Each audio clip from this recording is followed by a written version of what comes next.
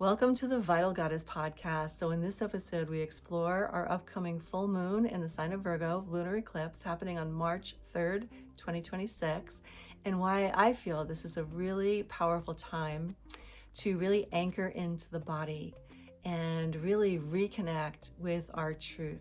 Full moons tend to illuminate things, and so do eclipses, and really take a look at how we've been maybe overriding our truth and how to really root back in. So I guide you through a full embodiment practice on this. So you can really, again, anchor in to the truth of your womb space. Now, I know Virgo tends to get a bad rap of being overly critical, analytical, nitpicky, but real, true, empowered Virgo is actually high priestess energy. So this is about sacred work. This is about really getting clarity. I've been really feeling this moon already as a sacred edit.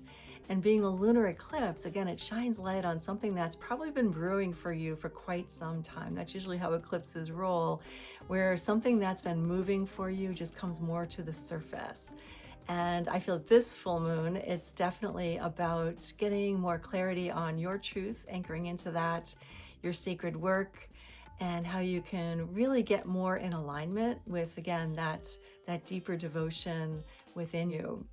So again, I'll be guiding you through a full embodiment practice so you can get a direct experience. That's how we roll here. This moon is a great reminder on how embodiment is the frequency that allows real change to happen. And if you're new around here, I'm Diane, and my work is all devoted to serving women who are navigating midlife and beyond to come home to their truth, to embody their pleasure and their power. And this full moon is a beautiful doorway into exactly that. So let's dive in. Welcome to the Vital Goddess podcast. If you've been here before and you're back again, welcome back. Always a pleasure. And if you are brand new, maybe just tuning in for the very first time, well, I am so over the moon, literally the full moon in Virgo, that you are here. And I hope you find something here that truly supports you in coming home to the wisdom of your body, where all the magic happens. So yes, we are going to talk about the full moon in Virgo lunar eclipse that's coming up in this episode. And I want to tie it into how it really works into this really powerful space that you hold in your body as a woman. I want to talk about the inner alchemy of the womb, or the womb space.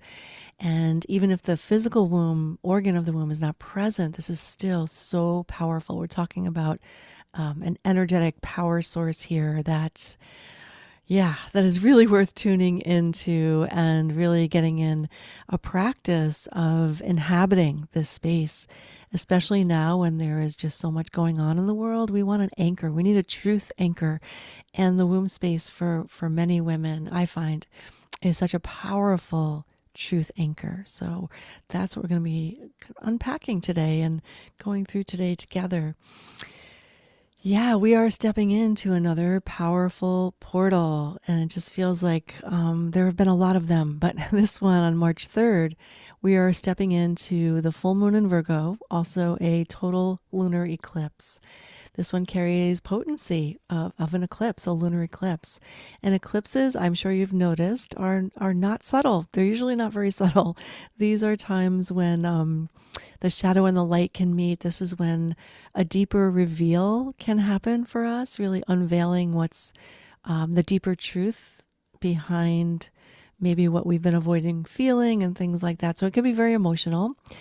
And when something is complete as well, this will show us when something is really complete for us. We have a closure that we need to do, a shedding of something that's no longer serving us. That also can be part of a lunar eclipse, full moon for sure.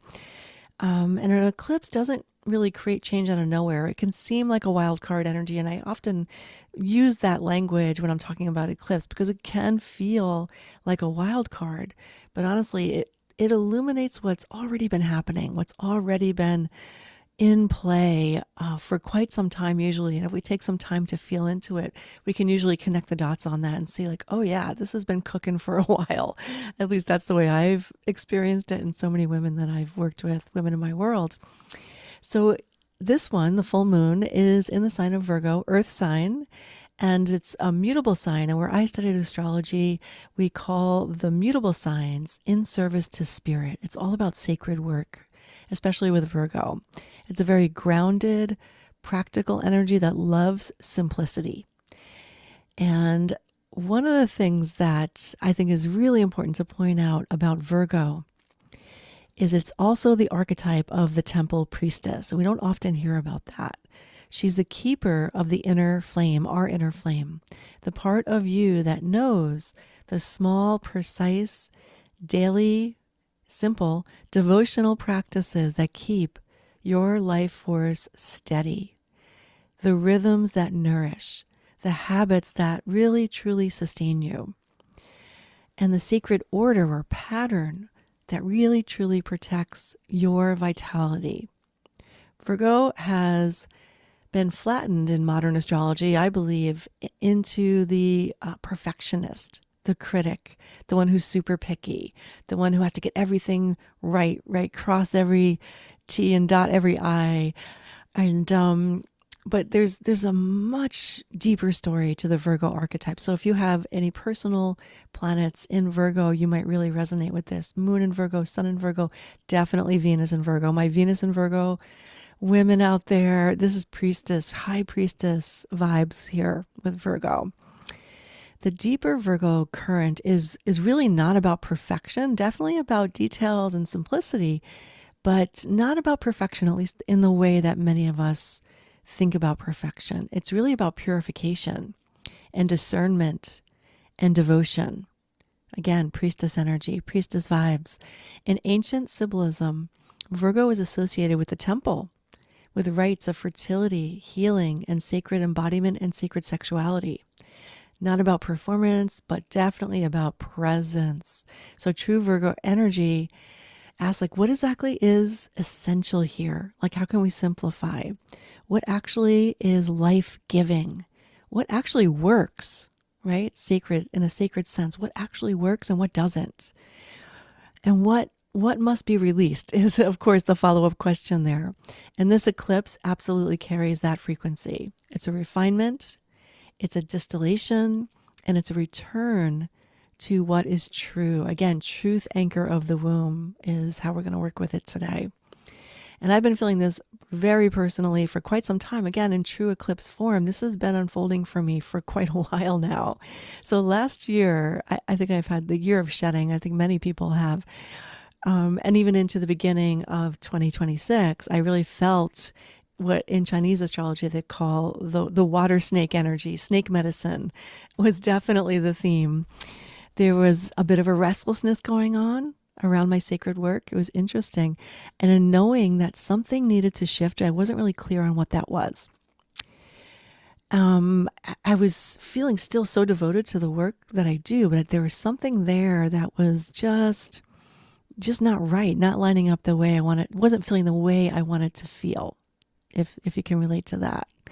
It really is not the work itself, but now in retrospect, I could see it was the way I was relating to it, right? Some of the strategies that I had adopted around quote unquote business, around growth and scaling and doing more, started to feel really heavy and noisy and had this pressure and urgency to it. So what I came to realize, I wasn't tired of my work at all. In fact, super passionate about it. I was tired of the pressure I was putting on myself.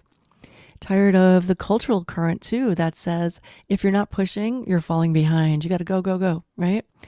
And if you're not expanding rapidly, then you're failing. If you're not optimizing everything, you're missing out. You're missing something. And what I started realizing is my body began to resist anything I was doing that felt that way, right? Kind of a quiet rebellion going on inside of me. There was a little less sparkle around, just my day-to-day. It's very Virgo, my day-to-day. And I had less resonance with certain advice that I used to put a lot of stock in. Less willingness to override my own internal authority. I realized that I had slowly began handing my authority over to experts instead of really listening to the quiet intelligence inside my own body Not completely, but enough where it was really bothering me. And something began to shed old expectations and timelines and all the shoulds, old beliefs about what growth should look like and what success should look like. Yeah, so it was a big shed for me. Just those realizations were just so deeply healing. And I realized like I don't want to scale from that place or grow from that place. I don't know the scale word even. It's so interesting. The snake, right? Scale. I don't want to scale like from pressure and urgency. If, when I'm growing with the work I do, my sacred work, I want it to scale from a place of grounded safety. I don't want to build something that requires adrenaline to keep it going. I want to build something that truly nourishes my own nervous system. And therefore, I can show up in a much more embodied way and serve the women in my world, right? And really serve the women who want their own nervous systems to feel nourished as well. Oh, so when I really let that land, really got honest with myself, everything shifted. My pace softened, my clarity actually sharpened, got more clear. My voice, I think, deepened a little bit. People were telling me it was interesting. And and even the way I create my podcast changed. I had a big shift on how I wanted to create this, service for you, this offering for you. And if you've been following me for a while, you saw that shift towards the end of last year. And I'm loving it. I'm loving bringing in the true embodiment practices, the ones that we do in, the deeper temple of my work. So I wanted, how can I bring that more into the podcast? And this is what came out of that. So it just feels really like this eclipse, like a cosmic exhale of all of the above, that whole process. I feel like I'm still kind of metabolizing it. And it feels really good. I just feel like there wasn't anything forced. It just felt like it was unfolding. Yeah, like a reveal in a sense that's been happening for quite some time. So that really goes in step with eclipses. It seems like, whoa, where did that come from? But honestly, when I took an honest look, oh, I could see this has been unfolding for me for quite some time. This shift from the snake energy of shedding, of coiling, and into the fire, into the fire. So symbolically, there's another layer here. We've just shifted during this new moon. We had an Aquarius the very day. In Chinese astrology, we shifted from the year of the wood snake, right, shedding skin, coiling inward, into the year of the fire horse.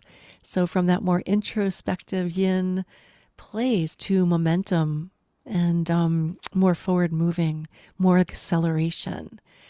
From inward refinement, which was so necessary, to more embodied action, but aligned action, refined action, and discerned, is that a word? Discerned action.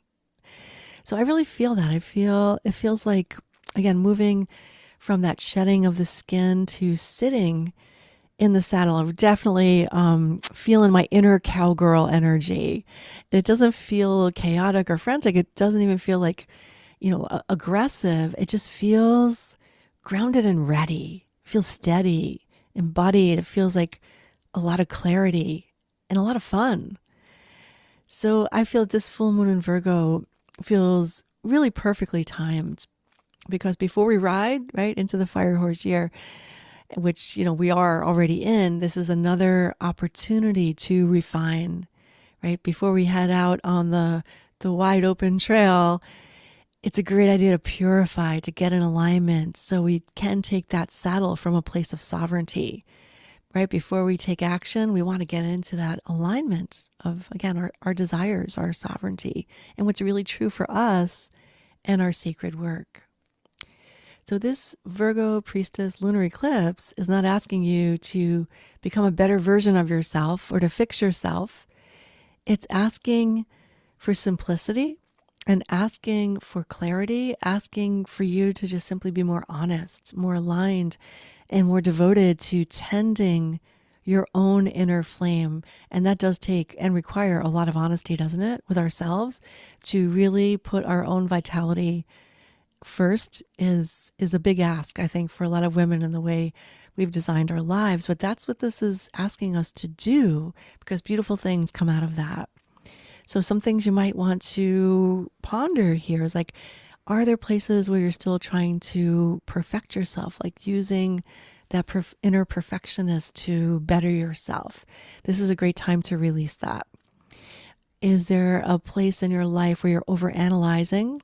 That could be in terms of your work, relationships, anything under the sun, overanalyzing, trying to fix. Again, or instead of just simply feeling and allowing your body to metabolize and process, this is a great full moon eclipse to let that go.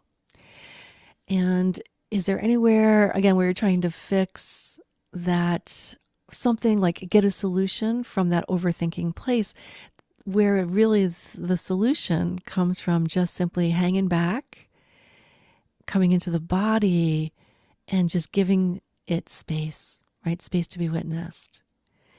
It's so important to remember that Virgo, it's about discernment, which is not self-criticism. So if you've been overly self-critical, this is a great moon to shed that. Yeah, you could call this sacred editing. I like that. Sacred editing.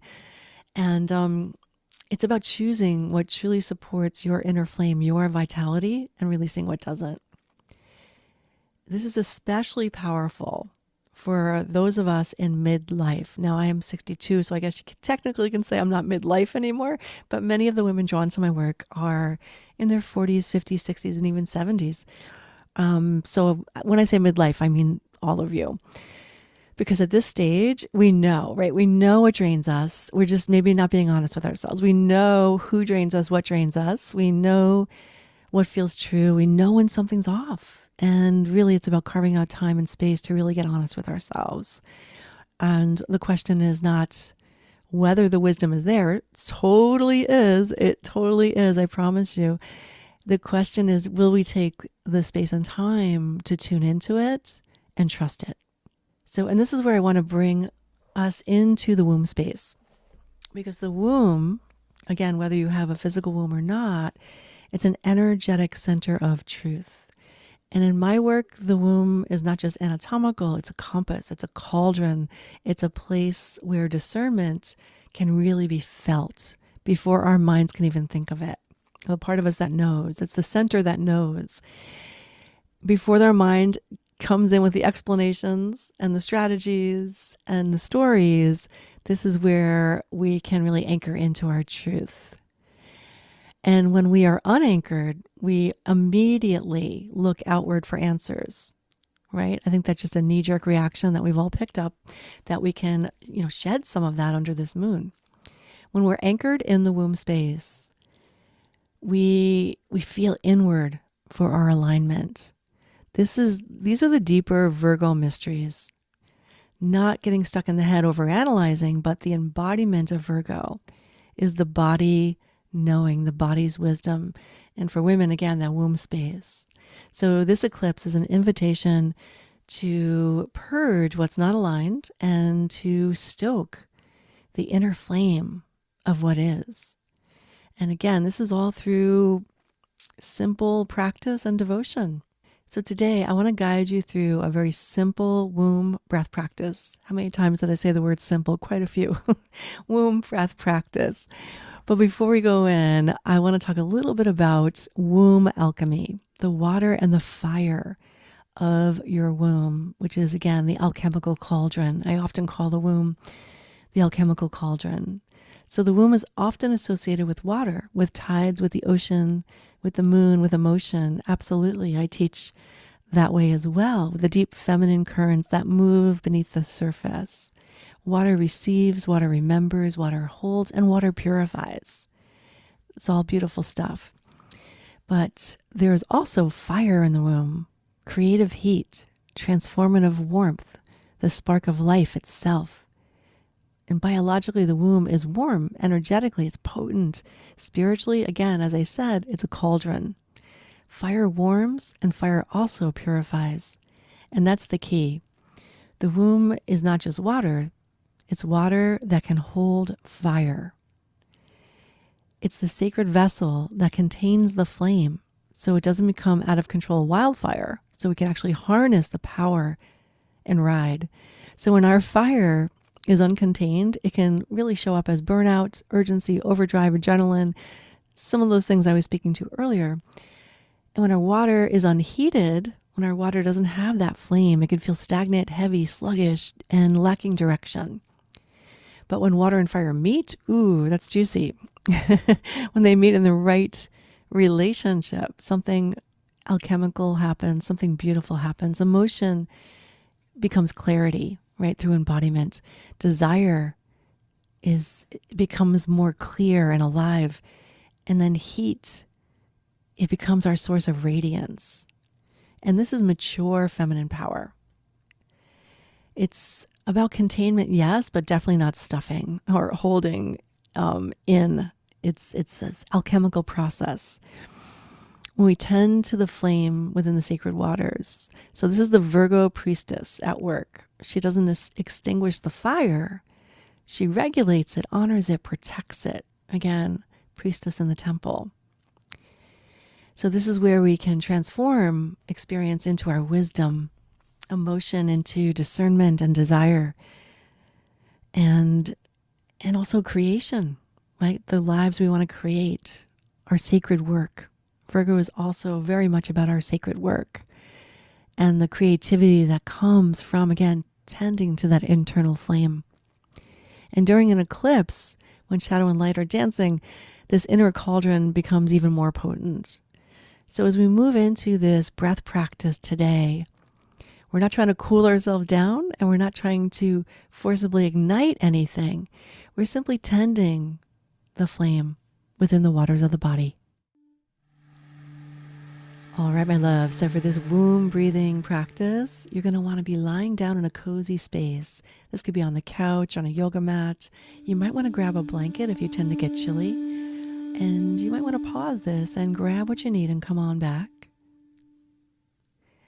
All right, great. So I love to bend my knees, plant my feet, and just let my knees knock together if that feels comfortable for you, or you can just have your legs long.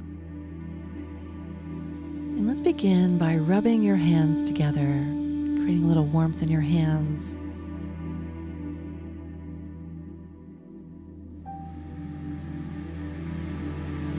And as you're ready, just taking both hands down to the womb space just below the navel in any way that feels good, that feels supportive. And feeling the warmth of your hands, inviting in softness, receptivity.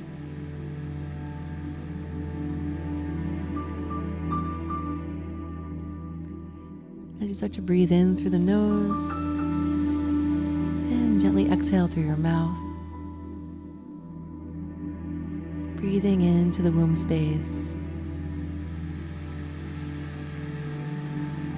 and feeling the tidal rhythm of your breath, feeling the ocean, the water element of the womb space here. You might want to close your eyes, bring your attention deep inside.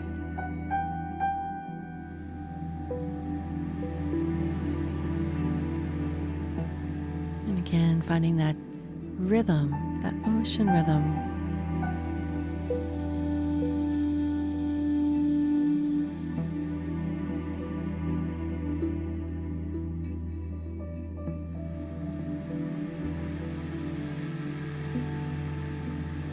Allowing this water element to stir, to swirl, to nourish, to purify.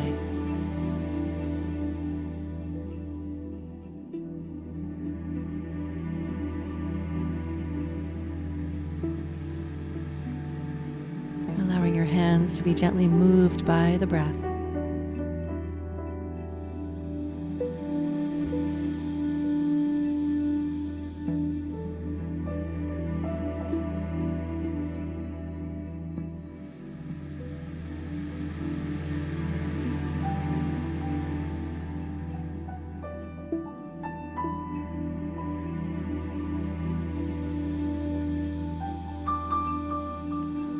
the soothing element of the water element in the womb space.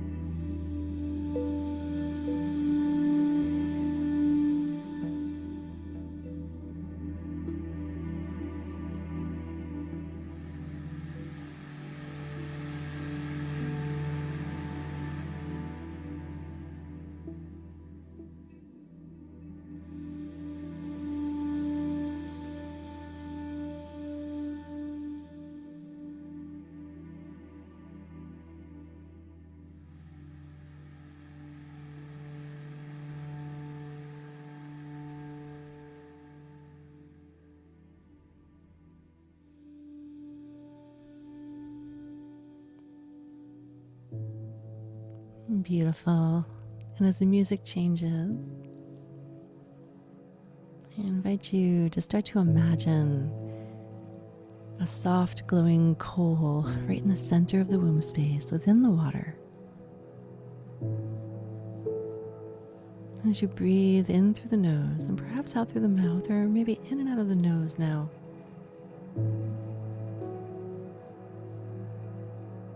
starting to tend to that coal, that fire.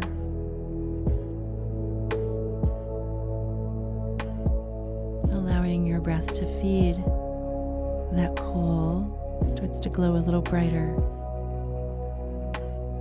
Maybe even into a gentle flame.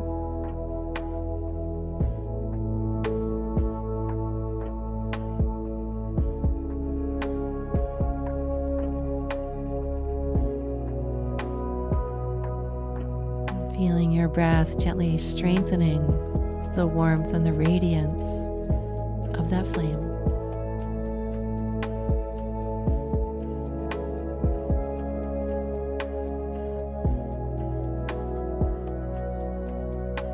Feeling the flame powerful yet contained. Feeling the flame warming the water.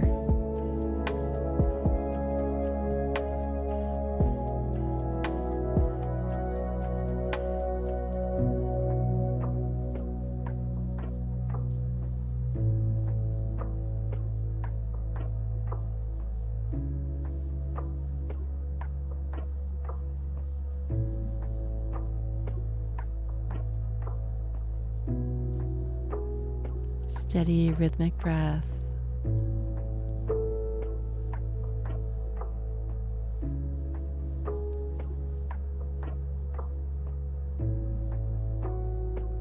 Tending your inner flame.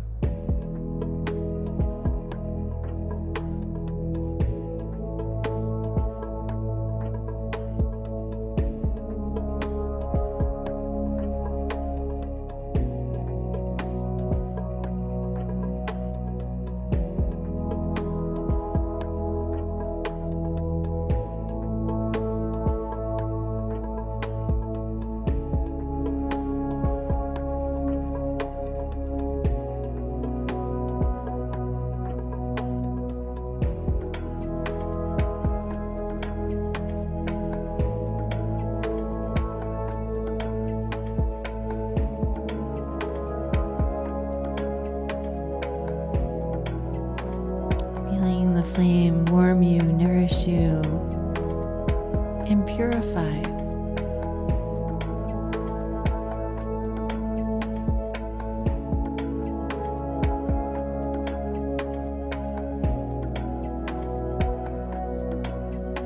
And steady, sustainable warmth.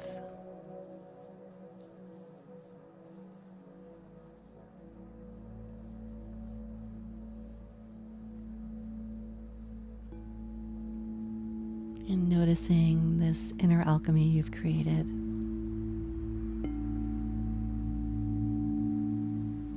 Notice any sensation.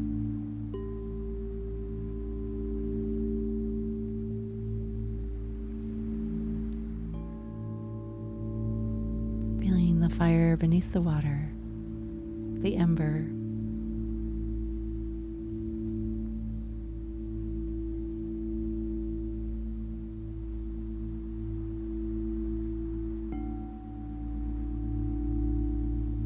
Your womb space as anchor of truth.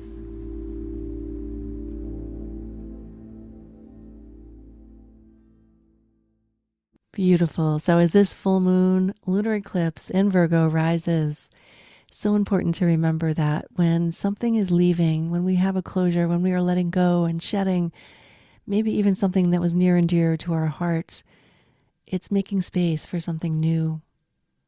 It's making space for the next adventure we're stepping into. So let this eclipse be an initiation into your truth and the steadiness of that truth, into priestess energy, into embodied leadership.